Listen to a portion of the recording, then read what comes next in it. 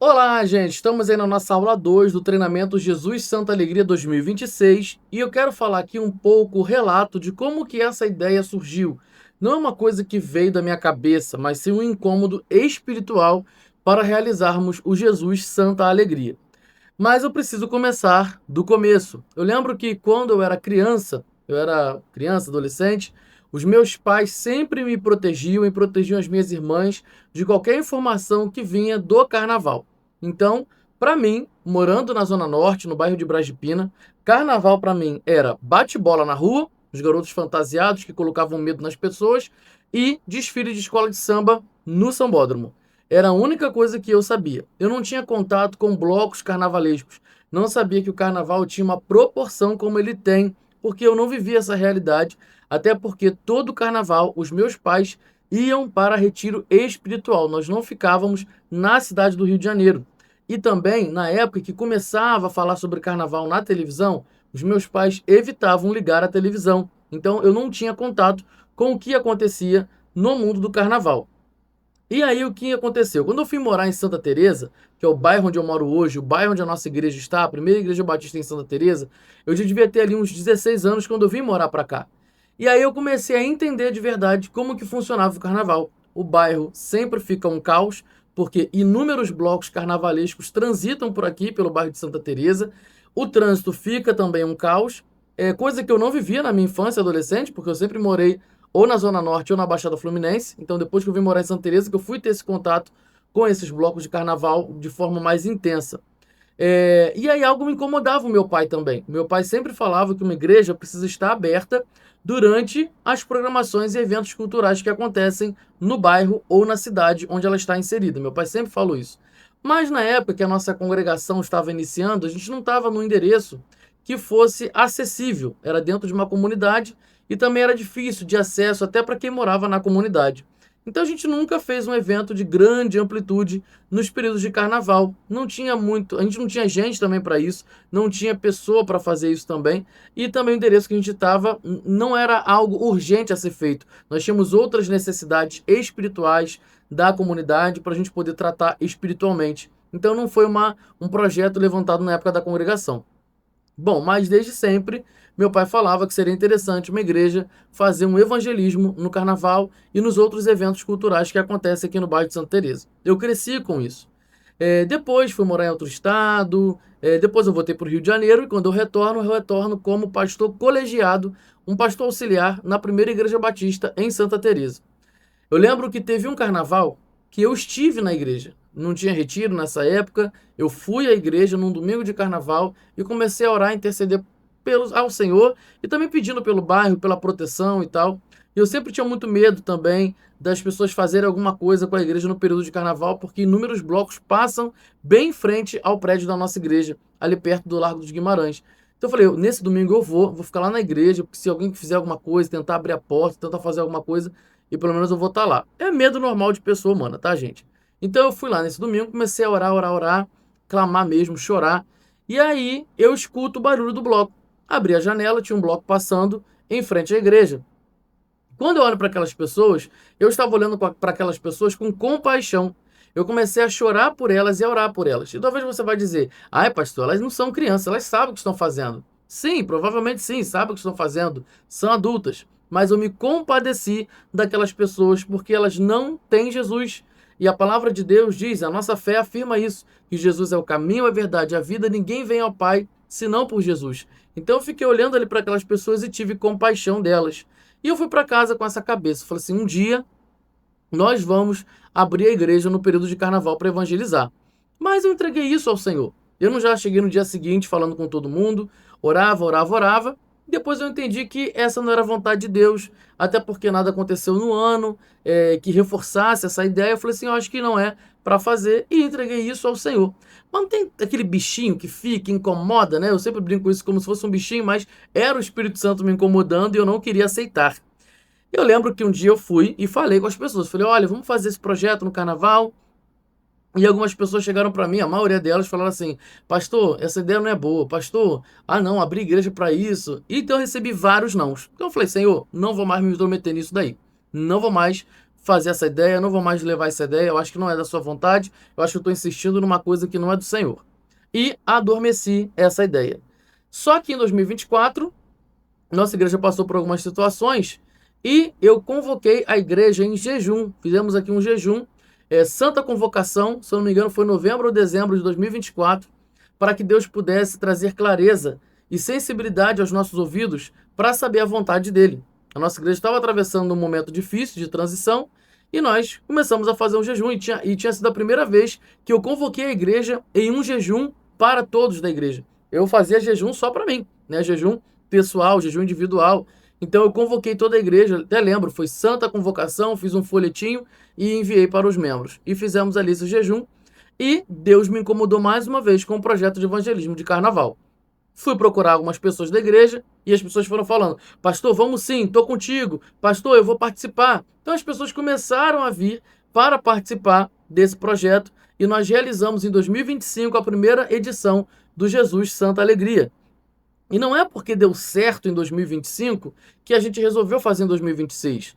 Durante o ano de 2025, nós também jejuamos, nós oramos e Deus confirmou que nós deveríamos repetir o ato em 2026. Então a gente não está fazendo porque deu certo, mas sim por ordenança e obediência, debaixo de muita oração e de muito jejum. É algo muito sério, gente. O projeto Jesus Santa Alegria é algo muito sério, é uma batalha espiritual, não é um oba-oba. E se eu, sim, sinceramente, gente, humanamente falando, eu não marcaria projeto Jesus Santa Alegria no carnaval. Carnaval para mim é tempo de descanso, é tempo que eu ganho ali praticamente um domingo para descansar, não ter as atividades da igreja, porque realmente fica intransitável. Santa Teresa é algo muito complicado, é um trabalho muito cansativo. A gente tem que chegar 3 horas, 2 horas antes do bloco, porque depois a gente não consegue condução, nem para ir nem para voltar, nem de ônibus, nem de Uber, nem de táxi, nem de nada. Aí a gente tem que sair 2 horas ou 3 horas depois do bloco, para a gente poder conseguir voltar para casa. É um trabalho cansativo, limpar banheiro, lavar banheiro, na ida, na volta, preparar lanche, atender pessoas, muito calor. Gente, sim, na mentalidade normal humana, eu viajaria, como eu já fiz em vários carnavais, pelo menos num retiro, num sítio, ou me esconder em qualquer outro lugar, menos ficar em Santa Teresa. Então, assim, não é um trabalho que eu tô querendo inventar, que saiu da minha cabeça, ou seja, porque isso é mais trabalho pra gente fazer. Então é algo espiritual, é uma batalha espiritual. Eu lembro que quando nós tínhamos feito o jejum para pedir a confirmação de Deus sobre isso, nesse período, colocaram uma oferenda no meu portão. Eu quero respeitar essa religião, mas foi bem nesse período que nós estávamos jejuando, trabalhando, colocaram ali uma oferenda bem no meu portão. Eu moro numa escadaria que tem o meu portão, o portão do meu pai, o portão da minha irmã, tem a vizinha que mora aqui do lado, tem um outro portão lá embaixo, e além desses 5 que eu estou falando com vocês, tem mais 2 ou 3 portões. Numa escadaria com 7 ou 8 portões, colocaram justamente no meu portão. E nós estávamos jejuando nesse período para saber a vontade de Deus, se era para a gente fazer o projeto ou não. Além disso, no projeto, a gente também sofre o esgotamento, não só físico, mas na questão espiritual. Eu lembro que no projeto Jesus Santa Alegria 2025, eu passei mal e era algo espiritual. Eu lembro que eu coloquei minha cabeça assim na mureta, me apoiei, e aí o pastor Leandro, que era um dos pastores que estava com a gente em 2025, orou ali por mim e tal, eu recobrei ali minhas forças e comecei a trabalhar de novo ali com o povo. É algo muito intenso. As pessoas, quando entram, elas percebem a presença de Deus na nossa igreja. Muita gente ficava arrepiada. Nos cultos que nós fazíamos antes e depois, a presença de Deus era palpável. A gente, às vezes, não conseguia ficar em pé. A gente chorava muito diante da presença dele. E não é só questão de emoção, não. Porque as pessoas entravam, pediam oração, se arrependiam, confessavam pecados. Foi uma coisa mais doida que eu já vi na minha vida. Foi um cara que me viu na porta, eu estava ali recepcionando as pessoas, e ele começou a conversar comigo, falou assim, eu quero me confessar. E eu falei assim, nossa, vamos conversar ali dentro. Quando a gente entrou no salão de culto, ele já estava de joelho, com a cabeça no pó, chorando, implorando, põe a mão na minha cabeça, eu me arrependo dos meus pecados. Irmãos, você falar que o que a gente faz é oba-oba, é celebrar carnaval, isso é muito complicado. Mas eu entendo que o que a gente faz é espiritual, porque aquele que é espiritual discerne as coisas espiritualmente. E eu quero explicar para você, nessa segunda aula, o porquê da gente fazer isso. Por que que esse é um trabalho espiritual e por que que vale a pena a gente fazer isso? Por que que a gente faz o Projeto Jesus Santa Alegria? Porque a igreja deve estar onde as pessoas estão. Por exemplo, existem pessoas no cárcere, na prisão, no presídio. É um ambiente para a gente ficar frequentando o tempo todo? Não, mas a igreja está lá. Tem pessoas em situação de rua, a igreja está lá. Existem garotos de programa, prostitutas, prostitutos no meio da rua, travestis, e a igreja está lá. A igreja precisa estar onde as pessoas estão. Jesus nos ensinou isso. Estive com fome, vocês me deram de comer. Estive com sede, vocês me deram de beber. Estava com frio, vocês me esquentaram. Eu era estrangeiro, vocês me acolheram. Eu era preso, vocês foram me visitar. Jesus nos ensina que a igreja precisa fazer a sua missão onde as pessoas estão. Existem pessoas no carnaval. Por que nós não deveríamos fazer evangelismo no carnaval? E talvez você vai pensar, pastor, mas ali ela não tem cabeça para isso. A pessoa não vai prestar atenção no que a gente vai falar. A pessoa tá muito alterada. Ué, mas as pessoas também que estão em situação de rua, muitas delas estão alteradas. As garotas de programa, às vezes, estão alteradas também. Muita gente que a gente vai evangelizar no bairro, vai fazer aquele evangelismo na praça, tem pessoas alteradas ali também. Talvez haja um certo preconceito da gente fazer esse trabalho no carnaval, porque carnaval é uma festa realmente muito intensa, né? Mas eu quero aqui defender biblicamente essa questão. Mateus capítulo 9, do 35 ao 36, vai dizer que Jesus andava por cidades e aldeias, ensinando, pregando e curando, movido de compaixão pela multidão. Precisamos ter compaixão pelas multidões que pulam o carnaval. Lucas 5, 29 e 32. Jesus, comendo com publicanos e pecadores, disse: não vim chamar justos, mas pecadores ao arrependimento. Marcos 2, do 15 ao 17. Ele se aproxima de pessoas consideradas marginalizadas. Então, por isso que os fariseus nem gostavam de Jesus, porque Jesus comia e andava com essas pessoas. Agora, Jesus era influenciado por essas pessoas ou ele influenciava essas pessoas?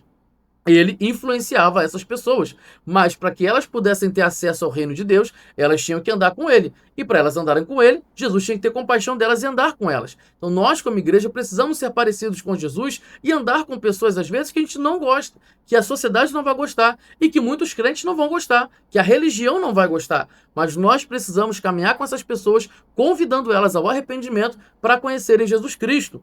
E João capítulo 17, quando Jesus está intercedendo por nós, ele fala o seguinte, né? Estamos no mundo em missão, enviados como ele foi enviado. Então a igreja também, ela é enviada, nós temos aí o Espírito Santo para que a gente possa fazer as mesmas obras de Jesus Cristo, destruindo as obras do diabo. Então a igreja não se afasta de pessoas, ela tem que ter compaixão pelas multidões. O que nos faz estarmos ali durante o carnaval, no projeto Jesus Santa Alegria, é a nossa compaixão.